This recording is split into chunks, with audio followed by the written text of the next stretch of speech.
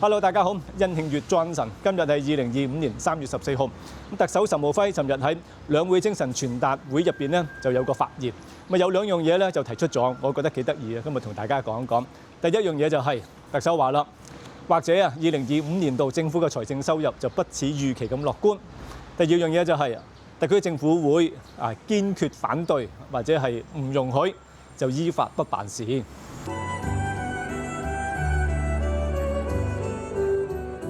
先講第一個問題啦，特首就講嘅，本年度嘅財政收入或許未如預期咁樂觀，對未來經濟形勢咧必須要審慎研判。喺鞏固經濟復甦嘅時候咧，必須要加大推動經濟適度多元發展，同時處理好內部經濟發展不平均呢個問題。眾所周知嘅係，澳門經濟就靠博彩，喺短中期咧都係咁樣話㗎啦。政府稅收絕大部分都係嚟自博彩稅嘅。而上一屆特區政府制定2025年度嘅財政預算案嘅時候咧，佢哋作咗一個佢認為係審慎嘅推測啦。佢哋預測2025年度博彩無收入將會有2400億。我當時都講，其實都有翻相當難度嘅噃，其實唔係話咁容易啦。無論如何都好啦，總之上一屆特區政府就係以2400億博彩無收入作為制定2025年度財政預算案嘅基礎。咁我哋睇翻啦，2025年度到底嘅財政預算案嘅稅收分佈大概係幾多呢？博彩稅收咧將會有840億，其他嗰啲稅收咧就少好多嘅。所得補充稅咧就大概係68億左右。而資產轉移印花稅咧就8億嘅啫，職業稅就30億，而房屋稅就大概係12億。以上所讀嗰啲咧都係比較大啲嘅項目啦，加埋大概係950幾億、960億左右啦。當然仲有其他唔同嘅稅收，有唔同嘅收入嘅。而根據2025年度財政預算案入邊嘅一般綜合預算啦，特區政府預算嘅收入有1210億再多一啲，而預算嘅開支咧就有1133.84億。而預計2025年度咧將會有77.45億嘅盈餘。如果我哋要達到2400億呢個博彩無收入嘅話，即係話每一個月咧都必須要有200億嘅賭收。睇翻1月、2月，甚至係舊年嘅11月、12月都係冇200億呢個數㗎。舊年係得2個月咧，而達到200億嘅水平嘅啫。可能新一屆嘅特區政府咧，再一次再評估過咧，發覺如果今年有2400億賭收呢個預期咧，似乎都係過於樂觀喎。所以先向嘅社會預警啦，大家都知道現在整體個經濟點樣啦，中國內地嘅經濟點樣啦，依家嘅世界局勢紛紛亂亂，特朗普搞到成個世界都亂晒龍㗎啦，現在，所以有好多嘢都係不可預計嘅。政治咁亂，經濟都一樣係咁亂啫。美國陷入衰退嘅機會咧，已經係高唱入雲㗎啦。美國唔好，環球經濟咧都好難會好得去邊㗎啦。所以特首咁講呢番説話咧係有佢嘅道理嘅，啱嘅。財政預算收入確實係不似預期咁樂觀，澳門整體嘅經濟咧亦都不似預期咁樂觀嘅。問題係特區政府應該要諗辦法去解決呢個問題喎。我覺得短期之內咧確實係比較難改變嘅，因為澳門經濟結構咧已經係好多年㗎啦。你話要發展啲新興嘅經濟4大產業又好，需要比較長嘅時間咧，澳門先至可以培養得到新興嘅產業，先至有機會嘅噃。特區政府所揀嗰幾樣嘅新興產業咧，其實個發展難度相當高嘅。澳門有好多都不具備優勢嘅，基礎好薄弱，或者剛剛起步冇耐，如何可以同外地一啲咁成熟嘅市場去競爭咧？係嘛？咁呢啲範疇啦，遲啲再講啦。你話要產業多元一啲，適當咁推，我覺得係可以嘅，但係唔係話代替晒博彩，我覺得係好難啦。澳門短中期甚至長期都好啦，博彩都係一個非常之重要嘅元素嚟㗎。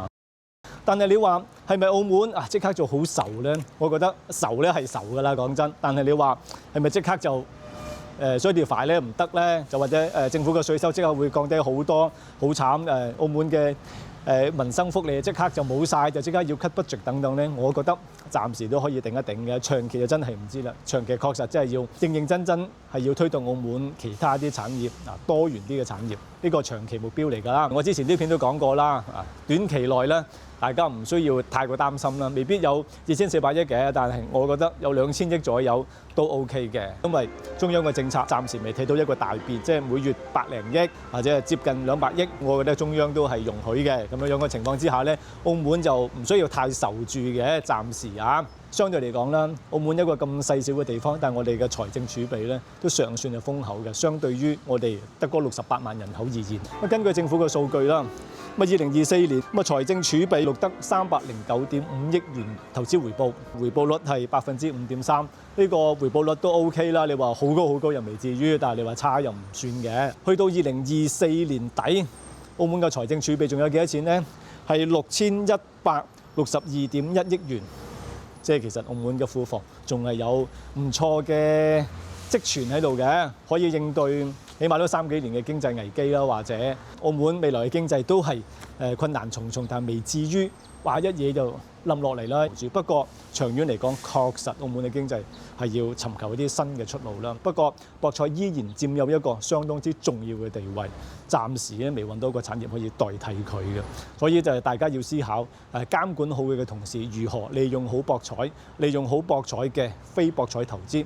1300幾億嘅現在已經去到，但係特區政府從來都唔公佈嘅喎，博企點樣用嘅喎，一個好大嘅問題啦。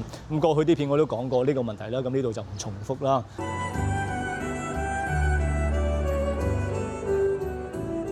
尋日特首咧喺發言當中咧，亦都有講到一句嘅，我都有少少驚驚地嘅。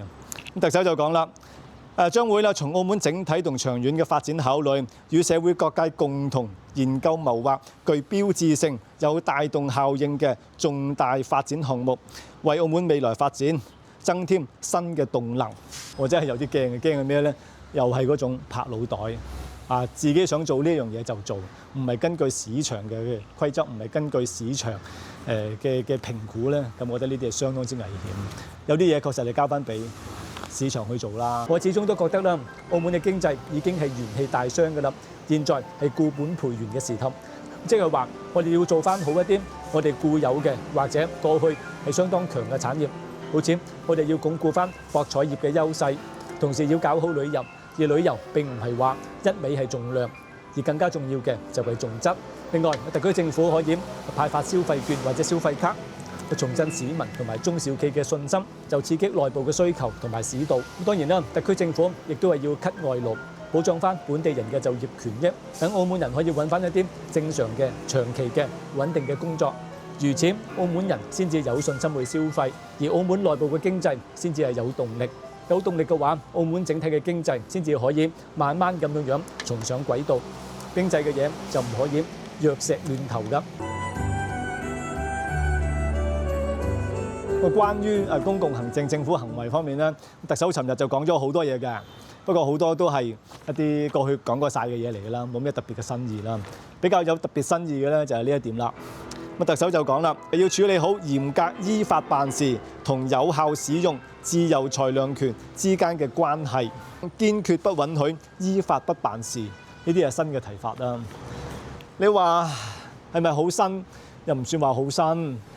呢啲問題過去社會一直都已經批評咗好耐㗎啦。咁上幾屆嘅政府都有講過呢相關嘅問題嘅，咩加強部門之間嘅協作啊，跨部門協作要搞好啊，落實高官問責等等。其實社會都聽咗好多，但係做得幾多呢？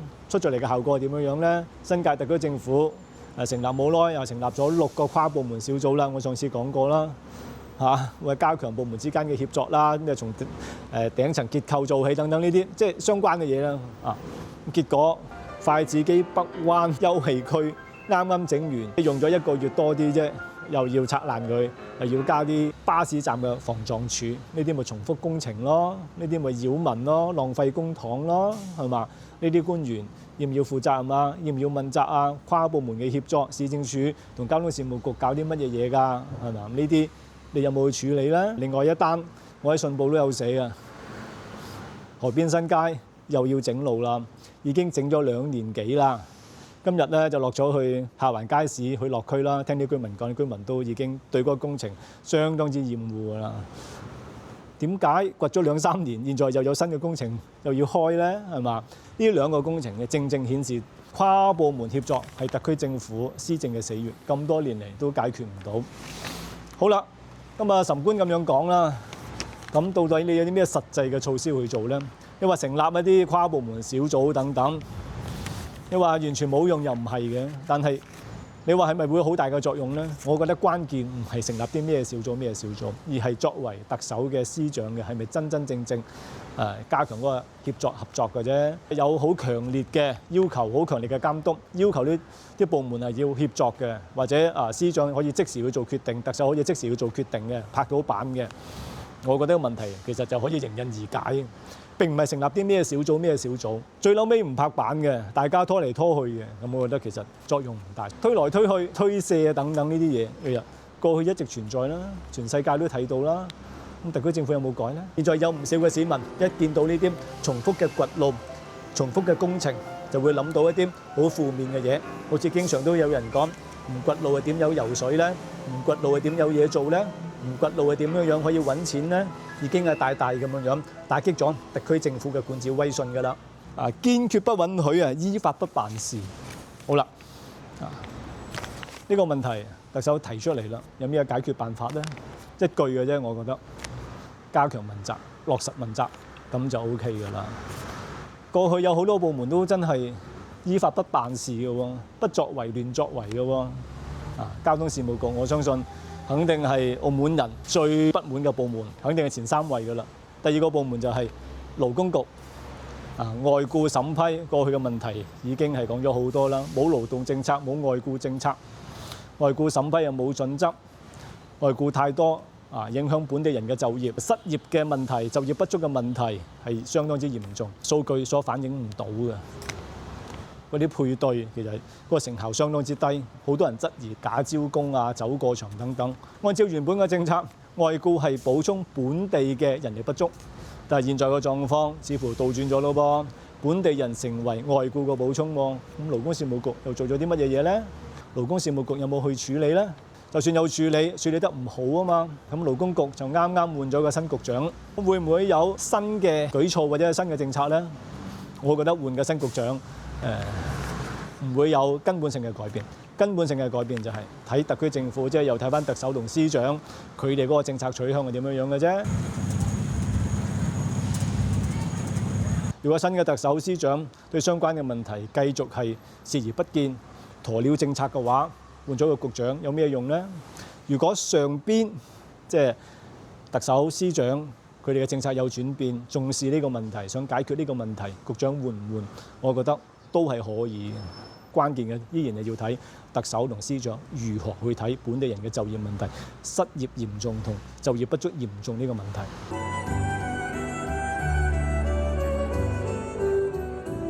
當然啦，講呢啲理念、口號或者一啲願景，一定會寫得好好，講得好好聽嘅、好迷人嘅、好浪漫嘅，一定啱嘅，一定係中嘅。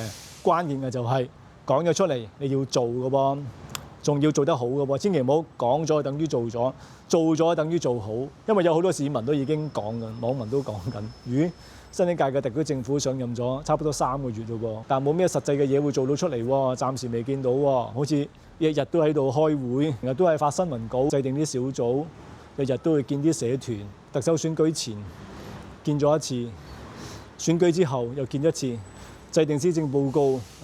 近前嗰排又見一次，短時間之內來來去去都係嗰班人，仲有啲咩新嘅意見會提呢？係咪真係一定要等到4月份施政報告出嚟先至有新嘅政策、有真嘅嘢先至可以去推行呢？當然唔係啦，有新嘢就應該要講，因為澳門即係社會嘅問題相當之多噶嘛。